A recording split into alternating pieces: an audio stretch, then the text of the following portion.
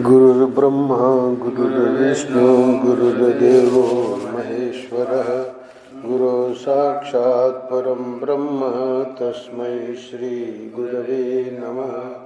रामं रामानुजं सीतां भरतं भरतानुजं सुग्रीवं वायुसूनुं च प्रणमामि पुनः पुनः। नमोस्तु रामाय सलक्ष्मणाय देव्यै च तस्यै जनकात्मजायै। नमोस्तु रुद्रेन्द्रयमानिलेभ्यो नमोस्तु चन्द्रार्कमरुद्गणेभ्यः। नारायण नारायण नारायण नारायण। वाल्मीकि रामायण अयोध्या कांड प्रसंग को विराम दिया गया था 21वें श्लोक पे। तो प्रसंग ये है कि राजा दशरथ विलाप कर रहे हैं और उनकी आज्ञा से सुमंत्र का राम के लिए रथ जोत कर लाया गया है और कोषाध्यक्ष का सीता को बहुमूल्य वस्त्र और आभूषण देने का जो दशरथ जी ने कहा तो वो सब कार्य हो गया है। अब कौशल्या सीता को पति सेवा का उपदेश कर रही है। तो 19वें श्लोक में ये बात आई थी कि उस समय सास कौशल्या ने कभी दुखद बर्ताव न करने वाली मिथिलेश कुमारी सीता को अपनी दोनों भुजाओं से कसकर छाती से लगा लिया और उनके मस्तक को सूंघकर अब वो जो बातें कही है उसी का प्रसंग चल रहा था।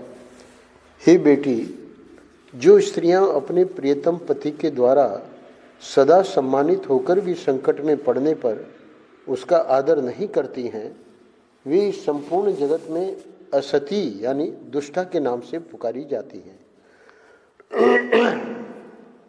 दुष्टा स्त्रियों का यह स्वभाव होता है।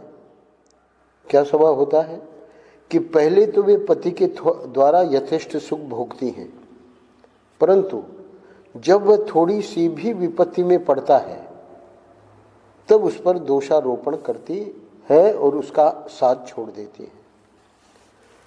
जो झूठ बोलने वाली, विकृत चेष्टा करने वाली, दुष्ट पुरुषों से संसर्ग रखने वाली, पति के प्रति सदा हृदयहीनता का परिचय देने वाली, उल्टा पाप के ही मंसूबे बांधने वाली और छोटी सी बात के लिए भी क्षण मात्र में पति की ओर से विरक्त हो जाने वाली हैं, वे सब की सब असती या दुष्टा कही गई हैं। अब इसके विपरीत उत्तम कुल के बारे में कौशल्या जी कह रही हैं। उत्तम कुल किया हुआ उपकार, विद्या, भूषण आदि का दान और संग्रह, पति के द्वारा स्नेहपूर्वक अपनाया जाना, यह सब कुछ दुष्टा स्त्रियों के हृदय को नहीं वश में कर पाता है, क्योंकि उनका चित्त अव्यवस्थित होता है। इसके विपरीत अभी 23वें श्लोक में तो उन्हीं का है, यानी इतना सब पति के द्वारा स्नेहपूर्वक अपनाया जाना, इसके बावजूद भी दुष्टा स्त्रियों के हृदय को ये सब कुछ उत्तम कुल, किया हुआ उपकार, विद्या, भूषण आदि का दान और संग्रह, ये हृदय को वश में नहीं कर पाता है।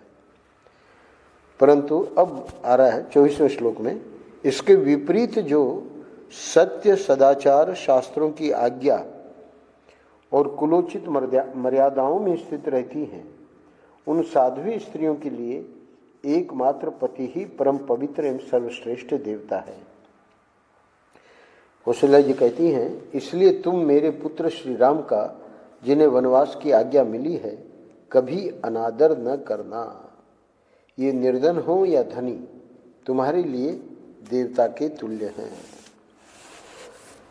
सास के धर्म और अर्थयुक्त वचनों का तात्पर्य भली भांति समझकर उनके सामने खड़ी हुई सीता ने हाथ जोड़कर उनसे इस प्रकार कहा, हे आर्य, आप मेरे लिए जो कुछ उपदेश दे रही हैं मैं उसका पूर्ण रूप से पालन करूंगी।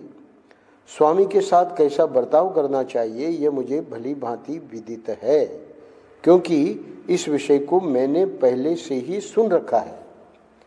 हे पूजनीय माता जी, आपको मुझे असती स्त्रियों के समान नहीं मानना चाहिए, क्योंकि जैसे प्रभा चंद्रमा से दूर नहीं हो सकती, उसी प्रकार मैं पतिव्रत धर्म से विचलित नहीं हो सकती। जैसे बिना तार की वीणा नहीं बज सकती और बिना पहिए का रथ नहीं चल सकता है, उसी प्रकार नारी 100 बेटों की माता होने पर भी बिना पति के सुखी नहीं हो सकती। पिता, भ्राता और पुत्र ये परिमित सुख प्रदान करते हैं, परंतु पति अपरिमित सुख का दाता है। उसकी सेवा से इहलोक और परलोक दोनों में कल्याण होता है। अतः ऐसी कौन स्त्री है जो अपने पति का सत्कार नहीं करेगी। हे आर्य, मैंने श्रेष्ठ स्त्रियों, माता आदि के मुख से नारी के सामान्य और विशेष धर्मों का श्रवण किया है। इस प्रकार पातिव्रत्य का महत्व जानकर भी मैं पति का क्यों अपमान करूंगी। मैं जानती हूं कि पति ही स्त्री का देवता है। वाल्मीकि जी वर्णन करते हैं कि सीता का यह मनोहर वचन सुनकर शुद्ध अंतःकरण वाली देवी कौशल्या के नेत्रों से सहसा दुख और हर्ष के आंसू बहने लगे। तब परम धर्मात्मा श्री राम ने माताओं के बीच में अत्यंत सम्मानित होकर खड़ी हुई माता कौशल्या की ओर देख हाथ जोड़कर कहा, हे माँ, तुम मेरे पिताजी की ओर दुखित होकर न देखना। ऐसा क्यों कह रहे हैं? क्योंकि इन्हीं के कारण मेरे पुत्र का वनवास हुआ है, ऐसा समझकर तुम मेरे पिताजी की ओर दुखित होकर न देखना। वनवास की अवधि भी शीघ्र ही समाप्त हो जाएगी। ये 14 वर्ष तो तुम्हारे सोते सोते निकल जाएंगे।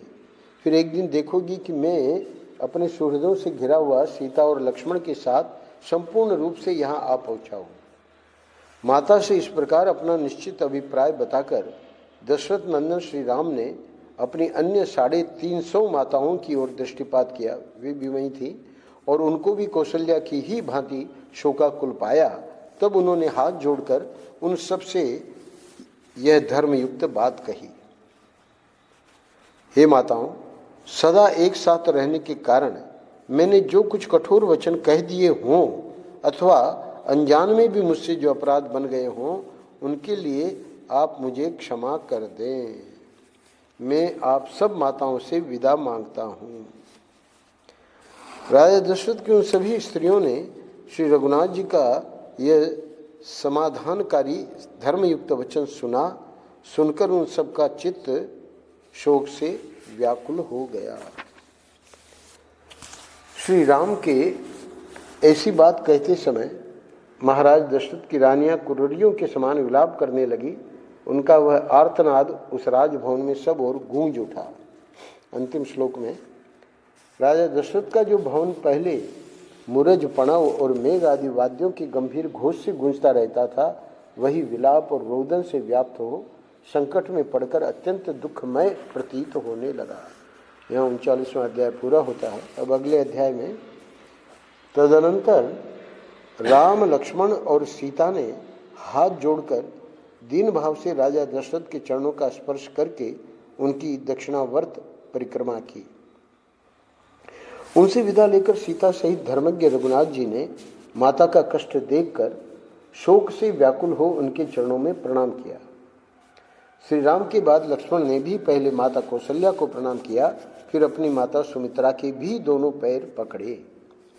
अपने पुत्र महाबाहु लक्ष्मण को प्रणाम करते देख उनका हित चाहने वाली माता सुमित्रा ने बेटे का मस्तक सूंघ कर कहा, और सुमित्रा जी लक्ष्मण को कहती हैं, हे वत्स, तुम अपने सुहृद श्री राम के परम अनुरागी हो, इसलिए मैं तुम्हें वनवास के लिए विदा करती हूँ। अपने बड़े भाई के वन में इधर उधर जाते समय तुम उनकी सेवा में कभी प्रमाद न करना। ये संकट में हो या समृद्धि में, यही तुम्हारी परम गति है। हे निष्पाप लक्ष्मण, माँ कह रही है, संसार में सत्पुरुषों का यही धर्म है कि सर्वदा अपने बड़े भाई की आज्ञा के अधीन रहें। दान देना, यज्ञ में दीक्षा ग्रहण करना और युद्ध में शरीर त्यागना, यही इस कुल का उचित एवं सनातन आचार है। अपने पुत्र लक्ष्मण से ऐसा कहकर सुमित्रा ने वनवास के लिए निश्चित विचार रखने वाले सर्वप्रिय श्री रामचंद्र जी से कहा, हे बेटा, जाओ जाओ, तुम्हारा मार्ग मंगलमय हो। इसके बाद वे लक्ष्मण से फिर बोली, हे बेटा, तुम श्री राम को ही अपने पिता महाराज दशरथ समझो, जनक नंदिनी सीता को ही अपनी माता सुमित्रा मानो और वन को ही अयोध्या जानो। अब सुखपूर्वक यहाँ से प्रस्थान करो। इसके बाद जैसे मातली इंद्र से कोई बात कहते हैं, उसी प्रकार विनय के ज्ञाता सुमंत्र ने ककुस्थ कुलभूषण श्री राम से विनयपूर्वक हाथ जोड़कर कहा, महायशस्वी राजकुमार, हे श्री राम, आपका कल्याण हो। आप इस रथ पर बैठिए। आप मुझसे जहाँ कहेंगे वहीं मैं शीघ्र आपको पहुँचा दूंगा। आपको जिन 14 वर्षों तक वन में रहना है, उनकी गणना आज से ही आरंभ हो जानी चाहिए, क्योंकि देवी कैकेयी ने आज ही आपको वन में जाने के लिए प्रेरित किया है। तब सुंदरी सीता अपने अंगों में उत्तम अलंकार धारण करके प्रसन्न चित्त से उस सूर्य के समान तेजस्वी रथ पर आरूढ़ हुई। सबसे पहले सीता बैठी। पति के साथ जाने वाली सीता के लिए उनके ससुर ने वनवास की वर्ष संख्या गिनकर उसके अनुसार ही वस्त्र और आभूषण दिए थे। इसी प्रकार महाराज ने दोनों भाई श्री राम और लक्ष्मण के लिए जो बहुत से अस्त्र शस्त्र और कवच प्रदान किए थे, उन्हें रथ के पिछले भाग में रखकर उन्होंने चमड़े से मढ़ी हुई पिटारी और खंती या कुदारी भी उसी पर रख दी। इसके बाद दोनों भाई श्री राम और लक्ष्मण उस अग्नि के समान दीप्तिमान सुवर्ण भूषित रथ पर शीघ्र ही आरूढ़ हो गए। जिनमें सीता की संख्या तीसरी थी, उन श्री राम आदि को रथ पर आरूढ़ हुआ देख सारथी सुमंत्र ने रथ को आगे बढ़ाया। उसमें जुते हुए वायु के समान वेगशाली उत्तम घोड़ों को हाँका। जब श्री रामचंद्र जी सुदीर्घ काल के लिए महान वन की ओर जाने लगे, सुमंत्र रथ को ले जा रहे हैं, उस समय समस्त पूर्ववासियों, सैनिकों तथा दर्शक रूप में आए हुए बाहरी लोगों को भी मूर्छा आ गई। उस समय सारी अयोध्या में महान कोलाहल मच गया। सब लोग व्याकुल होकर घबरा उठे। मतवाले हाथी श्री राम के वियोग से कुपित हो उठे और इधर उधर भागते हुए घोड़ों के हिनहिनाने एवं उनके आभूषणों के खनखनाने की आवाज सब और गूंजने लगी। अयोध्यापुरी के आबाल वृद्ध सब लोग अत्यंत पीड़ित होकर श्री राम के ही पीछे दौड़े, मानो धूप से पीड़ित हुए प्राणी पानी की ओर भागे जाते हों। उनमें से कुछ लोग रथ के पीछे और अगल बगल में लटक गए। सभी श्री राम के लिए उत्कंठित थे और सबके मुख पर आंसुओं की धारा बह रही थी। वे सब के सब उच्च स्वर से कहने लगे। क्या कहते हैं? सुमंत्र को कहते हैं, हे सूत, घोड़ों की लगाम खींचो, रथ को धीरे धीरे ले चलो, हम श्री राम का मुख देखेंगे, क्योंकि अब इस मुख का दर्शन हम लोगों के लिए दुर्लभ हो जाएगा। निश्चय ही श्री रामचंद्र जी की माता का हृदय लोहे का बना हुआ है, इसमें तनिक भी संशय नहीं है। तभी तो देव कुमार के समान तेजस्वी पुत्र के वन की ओर जाते समय फट नहीं जाता है। अयोध्या के लोग कह रहे हैं, विधेय नंदिनी सीता कृतार्थ हो गई, क्योंकि वे पतिव्रत धर्म में तत्पर रहकर छाया की भांति पति के पीछे पीछे चली जा रही हैं। वे श्री राम का साथ उसी प्रकार नहीं छोड़ती हैं जैसे सूर्य की प्रभा मेरु पर्वत का त्याग नहीं करती है। लक्ष्मण के लिए कह रहे हैं, ओहो लक्ष्मण, तुम भी कृतार्थ हो गए, क्योंकि तुम सदा प्रिय वचन बोलने वाले अपने देवतुल्य भाई की वन में सेवा करोगे। तुम्हारी ये बुद्धि विशाल है, तुम्हारा यह महान अभ्युदय है और तुम्हारे लिए यह स्वर्ग का मार्ग मिल गया है, क्योंकि तुम श्री राम का अनुसरण कर रहे हो। ऐसी बातें कहते हुए वे पूर्ववासी मनुष्य उमड़े हुए आंसुओं का वेग न सह सके। वे लोग सबके प्रेम पात्र इक्ष्वाकु कुल नंदन श्री रामचंद्र जी के पीछे पीछे चले जा रहे थे। उसी समय दयनीय दशा को प्राप्त हुई अपनी स्त्रियों से घिरे हुए राजा दशरथ अत्यंत दीन होकर मैं अपने प्यारे पुत्र श्री राम को देखूंगा ऐसा कहते हुए महल से बाहर निकल आए। उन्होंने अपने आगे रोती हुई स्त्रियों का महान आर्तनाद सुना। वह वैसा ही जान पड़ता था जैसे बड़े हाथी युद्धपति के बांध लिए जाने पर हथनियों का चित्कार सुनाई देता है। उस समय श्री राम के पिता ककुस्थवंशी श्रीमान राजा दशरथ उसी तरह खिन्न जान पड़ते थे जैसे पर्व के समय राहु से ग्रस्त होने पर पूर्ण चंद्रमा श्रीहीन प्रतीत होते हैं। यह देख अचिंत्य स्वरूप दशरथ नंदन श्रीमान भगवान राम ने सुमंत्र को प्रेरित करते हुए कहा, आप रथ को तेजी से चलाइए। एक और श्री रामचंद्र जी सारथी से रथ हाँकने के लिए कहते थे और दूसरी ओर सारा जन समुदाय उन्हें ठहर जाने के लिए कहता था। इस प्रकार दुविधा में पड़कर सारथी सुमंत्र उस मार्ग पर दोनों में से कुछ न कर सके, न तो रथ को आगे बढ़ा सके और न सर्वथा रोक ही सके। महाबाहु श्री राम के नगर से निकलते समय पूर्ववासियों के नेत्रों से गिरे हुए आंसुओं द्वारा भीग कर धरती की उड़ती हुई धूल शांत हो गई। इतने आंसुओं का ये हुआ कि सब पूरा भीग गया। श्री रामचंद्र जी के प्रस्थान करते समय सारा नगर अत्यंत पीड़ित हो गया। सब रोने और आंसू बहाने लगे तथा सभी हाहाकार करते करते अचेत से हो गए। नारियों के नेत्रों से उसी तरह खेद जनित अश्रु झर रहे थे जैसे मछलियों के उछलने से हिले हुए कमलों द्वारा जल कणों की वर्षा होने लगती है। श्रीमान राजा दशरथ सारी अयोध्यापुरी के लोगों को एक सा व्याकुल चित्त देखकर अत्यंत दुख के कारण जड़ से कटे हुए वृक्ष की भांति भूमि पर गिर पड़े। उस समय राजा को अत्यंत दुख में मग्न हो कष्ट पाते देख श्री राम के पीछे जाते हुए मनुष्यों का पुनः महान कोलाहल प्रकट हुआ। अंतपुर की रानियों के सहित राजा दशरथ को उच्च स्वर से विलाप करते देख कोई हा राम कहकर और कोई हा राम माता की पुकार मचाकर करुण क्रंदन करने लगे।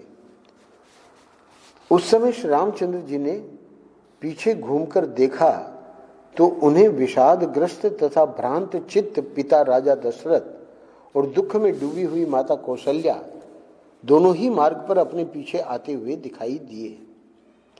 जैसे रस्सी में बंधा हुआ घोड़े का बच्चा अपनी माँ को नहीं देख पाता, उसी प्रकार धर्म के बंधन में बंधे हुए श्री रामचंद्र जी अपनी माता की ओर स्पष्ट रूप से न देख सके। जो सवारी पर चलने योग्य, दुख भोगने के अयोग्य और सुख भोगने के ही योग्य थे, उन माता पिता को पैदल ही अपने पीछे पीछे आते देख श्री रामचंद्र जी ने सारथी को शीघ्र रथ हाँकने के लिए प्रेरित किया। जैसे अंकुश से पीड़ित किया हुआ गजराज उस कष्ट को नहीं सहन कर पाता है, उसी प्रकार पुरुष सिंह श्री राम के लिए माता पिता को इस दुखद अवस्था में देखना असह्य हो गया। जैसे बंधे हुए बछड़े वाली सबस्सा गौ शाम को घर की ओर लौटते समय बछड़े के स्नेह से दौड़ी चली आती है, उसी प्रकार श्री राम की माता कौशल्या उनकी ओर दौड़ी आ रही थीं। हा राम हा सीते हा लक्ष्मण की रट लगाती हुई और रोती हुई कौशल्या उस रथ के पीछे दौड़ रही थी। वे श्री राम लक्ष्मण और सीता के लिए नेत्रों से आंसू बहा रही थी एवं इधर उधर नाचती चक्कर लगाती सी डोल रही थी। इस अवस्था में माता कौशल्या को श्री रामचंद्र जी ने बारंबार देखा। राजा दशरथ चिल्लाकर कहते थे, हे सुमंत्र ठहरो, किंतु श्री रामचंद्र जी कहते थे, आगे बढ़िए, शीघ्र आगे बढ़िए।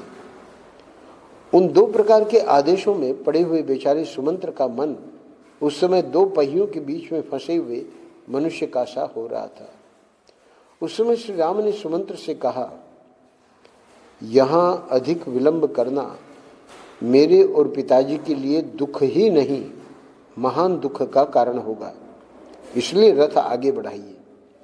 लौटने पर महाराज उल्हाना दें तो कह दीजिएगा मैंने आपकी बात नहीं सुनी।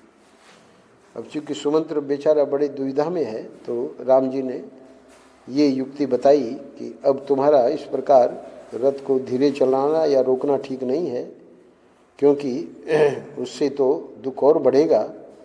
तो अब संभव है कि दशरथ जी कहेंगे कि हमारी आज्ञा का पालन तुमने नहीं किया, तो उसके लिए कह रहे हैं, युक्ति बता रहे हैं कि लौटने पर महाराज उलाहना दें तो कह दीजिएगा मैंने आपकी बात नहीं सुनी, मतलब कोलाहल होने के कारण। अंत में श्री राम के ही आदेश का पालन करते हुए सारथी ने पीछे से आने वाले लोगों से जाने की आज्ञा ली और स्वतः चलते हुए घोड़ों को भी तीव्र गति से चलने के लिए हाँका। राजा दशरथ के साथ आने वाले लोग मन ही मन श्री राम की परिक्रमा करके शरीर मात्र से लौटे, मन से नहीं लौटे, क्योंकि वह उनके रथ की अपेक्षा भी तीव्रगामी था। मन तो है हमेशा सबसे तीव्रगामी है।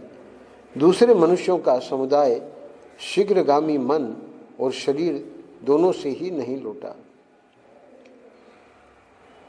कुछ लोग तो है वे शरीर से लौटे पर मन से नहीं लौटे, पर कुछ लोग जो हैं वो मन से भी नहीं लौटे और शरीर से भी नहीं लौटे। वे सब लोग श्री राम के पीछे पीछे दौड़े चले गए। अब यहाँ पर एक बहुत महत्वपूर्ण बात कह रहे हैं 50वें श्लोक में, और ये अध्याय भी अगले श्लोक में पूरा हो रहा है, आज का समय भी पूरा हो रहा है। तो इधर मंत्रियों ने महाराज दशरथ से कहा, देखिए दशरथ जी भी पीछे पीछे चल रहे थे, तो क्या कहते हैं मंत्री लोग, हे राजन, जिसके लिए यह इच्छा की जाए कि वह पुनः शीघ्र लौट आवे, उसके पीछे दूर तक नहीं जाना चाहिए। आप चाह रहे हैं कि भगवान राम लौट आवे शीघ्र ही, तो फिर बुद्धिमानी इसी में है कि अब उनके पीछे दूर तक नहीं जाना चाहिए, क्योंकि रथ तो अब जोर से चल ही पड़ा। अंतिम श्लोक में 40वां अध्याय यहाँ पूरा होता है। सर्वगुण संपन्न राजा दशरथ का शरीर पसीने से भीग रहा था। वे विषाद के मूर्तिमान स्वरूप जान पड़ते थे। अपने मंत्रियों की उपयुक्त बात सुनकर वे वहीं खड़े हो गए और रानियों सहित अत्यंत दीन भाव से पुत्र की ओर देखने लगे। आगे का प्रसंग कल। नारायण नारायण नारायण नारायण। श्री